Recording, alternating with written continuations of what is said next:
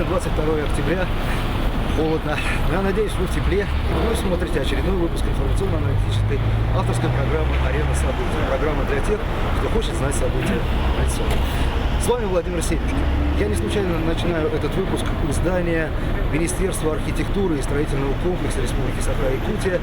Дело в том, что нынешняя эта арена событий будет посвящена реализации программы переселения из ветхого и аварийного жилья.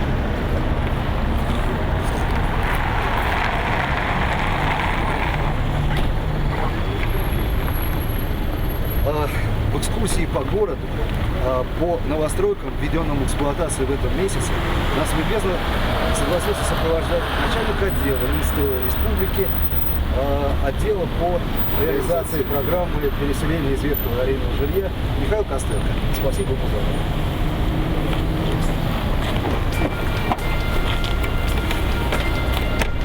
Программа по ликвидации ветхого и аварийного жилья действует на федеральном уровне, но для Якутии она имеет особое значение. Как сказал в своем недавнем интервью Егор Борисов, цитата, 5% жилья, которое есть в республике, аварийное, а по России эта цифра составляет всего 1,5%. Конец цитаты. Кстати, давайте, пока мы с Михаилом Костенко едем к новостройке с поэтическим названием «Три сосны», вы посмотрите фрагмент этого интервью с главой республики в интересующей нас части. Что касается программы переселения из аварийного жилья, это для нас совсем новое дело. Вот когда я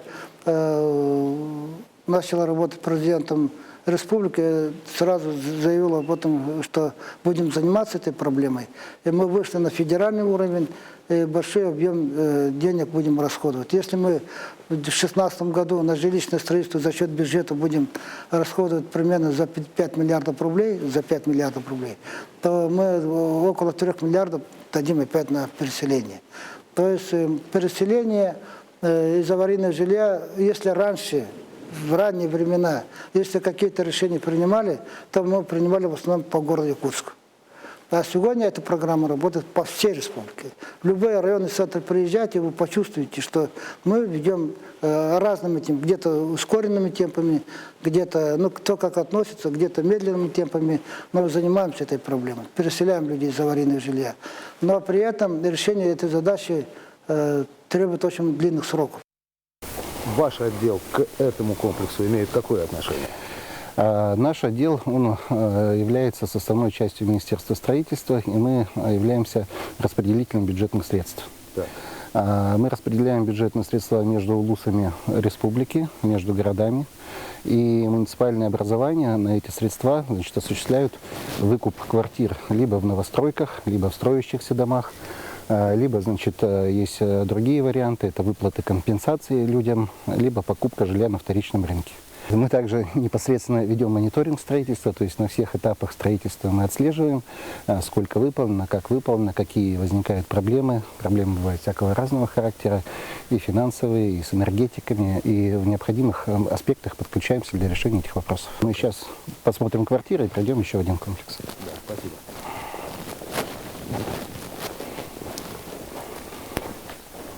Это одна из квартир в комплексе «Три сосны».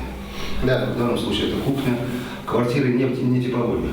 Квартиры не типовые. Дело в том, что данные дома строятся под программой переселения из ветхого и аварийного жилья. Как правило, сносимые дома имеют маленькую площадь, поэтому в этих домах предусмотрены небольшие квартиры. Дома проектируются с учетом того, что будет расселение производиться, поэтому квартиры одно-, двухкомнатные. Есть, конечно, и более большие, но их ограниченное число в связи с тем, что сносимые дома, как правило, имеют маленькую планировку. Вот это вот жилой комплекс «Три сосны». Это 160-квартирный жилой дом. Значит, он построен подрядчиком и строймонтаж 2002. Дом был сдан 9 числа, было торжественное открытие. Были вручены первые ключи от квартир. Сейчас, значит, дом находится в стадии оформления. ДЖО города Якутска ведет распределение оставшихся квартир. Вот-вот, о ДЖО, точнее Департаменте жилищных отношений города Якутска. Побывали мы и там. В Якутске аварийное и ветхое жилье находится в самых разных частях города. Департамент жилищных отношений города Якутска аккумулирует всю информацию об аварийном жилом фонде и является исполнителем республиканской адресной программы по переселению из ветхого и аварийного жилья.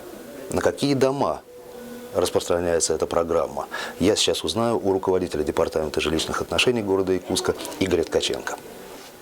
Да, действительно, в городе Якутске довольно много аварийных домов, деревянных, в том числе аварийных домов, они находятся по разным частям.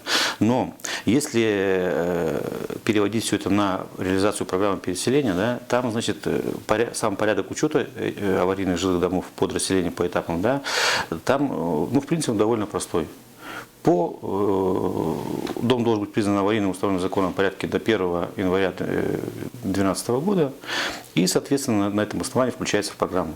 Поэтому вот эти 238 домов, которые попали в программу переселения этапом реализации с 2013 по 2017 годы, находятся, как вы правильно заметили, в разных частях города. Здесь никакой, скажем так, квартального сноса не предусматривалось, потому что это федеральное требование.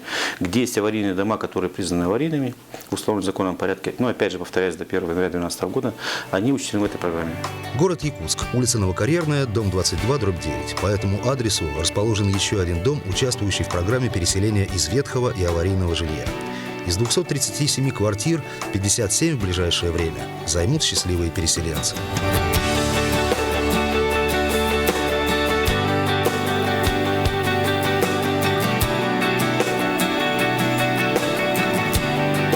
Михаил Анатольевич, мы с вами совершили замечательную совершенно экскурсию по новостройкам города Якутска, которые работают по программе переселения ветхого жилья. А что можно сказать о ситуации в различных районах республики? Надо говорить, скорее всего, о том, что в ряде наших районов, улусов, идет отставание от сроков строительства жилья.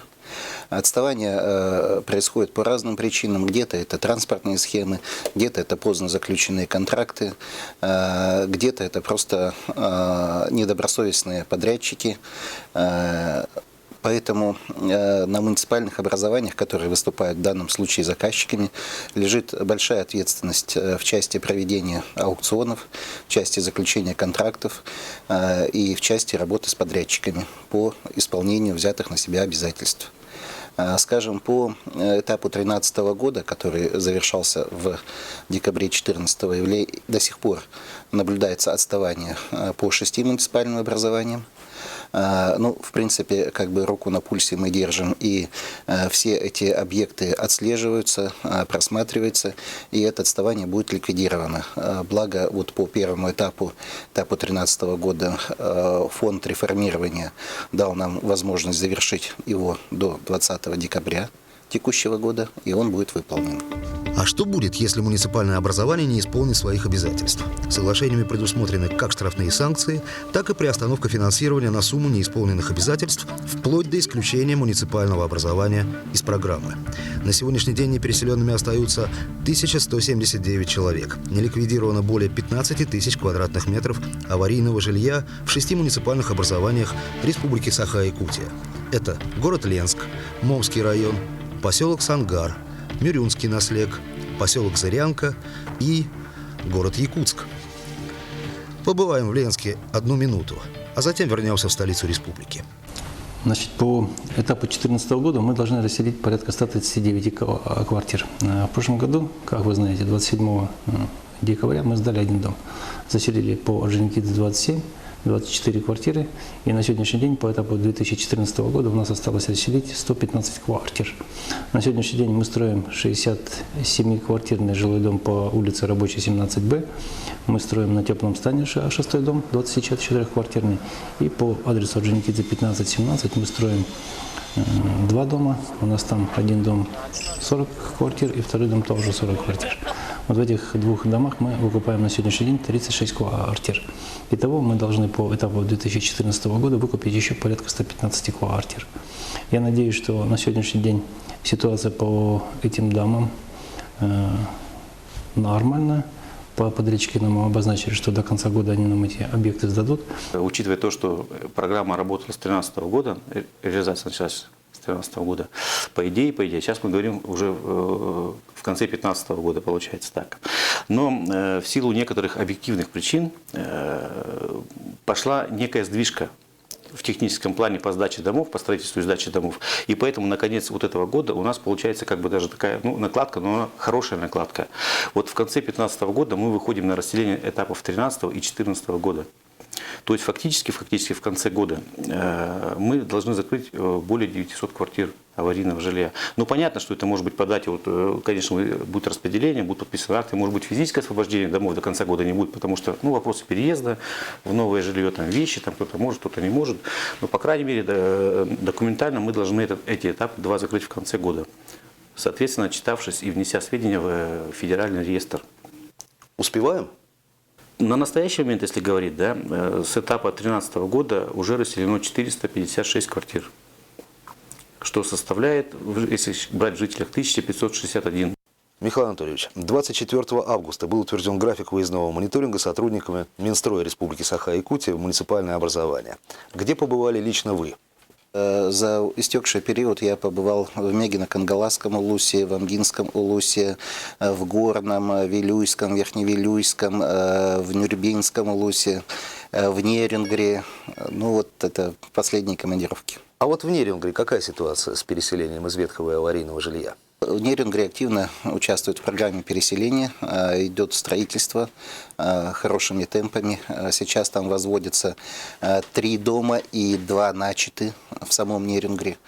Также в Нерингре активно ведется выкуп на вторичном рынке. Благо в Нерингре существует вторичный рынок. На сегодняшний день программа переселения из аварийного жилья Нерингринской городской администрации реализуется согласно плану. На сегодняшний день мы переселили 578 семей, из которых 120 – это граждане, которые получили новое жилье в микрорайоне Сосновый. Мы расселили более 31 тысячи квадратных метров аварийной площади, а это 1582 человека. В 2016 году в республике должно быть построено 600 тысяч квадратных метров жилья. 20% этого фонда займут семьи переселенцев, которые, напомню, несут свои обязательства, в частности по оплате услуг ЖКХ в нынешних квартирах. Помните, в своем интервью глава Республики Саха-Якутия Егор Борисов отметил, что программа по переселению из ветхого и аварийного жилья – это совсем новое для нас дело. Тем не менее, программа работает в полный рост. Что важно знать? Что под программу переселения из ветхого и аварийного жилья подпадают те адреса, которые признаны таковыми, ветхими и аварийными, до 1 января 2012 года. И еще, жилье меняется метр на метр. Это важно. Сегодняшний выпуск «Арены событий» завершен. Смотрите нас в следующий понедельник, 26 октября. По итогам северного завоза 2015 года я буду беседовать с зампредседателя правительства Виктором Амуковым. «Арена событий» – программа для тех, кто хочет знать события в лицо. До свидания.